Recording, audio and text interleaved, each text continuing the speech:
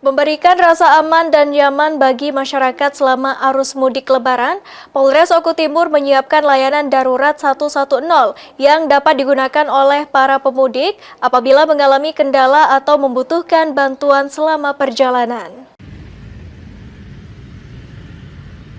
Layanan 110 tersebut merupakan salah satu bentuk pelayanan cepat dari Kepolisian Negara Republik Indonesia kepada masyarakat, khususnya bagi para pemudik yang melintasi wilayah hukum Polres Oku Timur.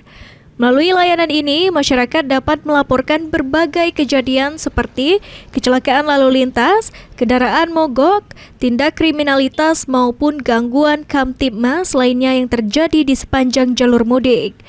Pihak Polres Oku Timur mengimbau kepada seluruh pemudik agar tidak ragu menghubungi nomor 110 apabila membutuhkan bantuan dari petugas kepolisian. Petugas yang berjaga akan segera menindaklanjuti setiap laporan yang masuk demi memberikan pertolongan secepat mungkin.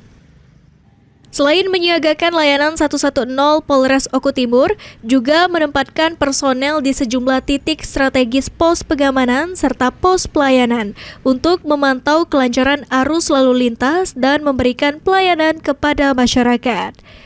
Dengan adanya layanan tersebut, diharapkan para pemudik dapat merasa lebih tenang dan aman selama perjalanan menuju kampung halaman untuk merayakan Hari Raya Idul Fitri bersama keluarga.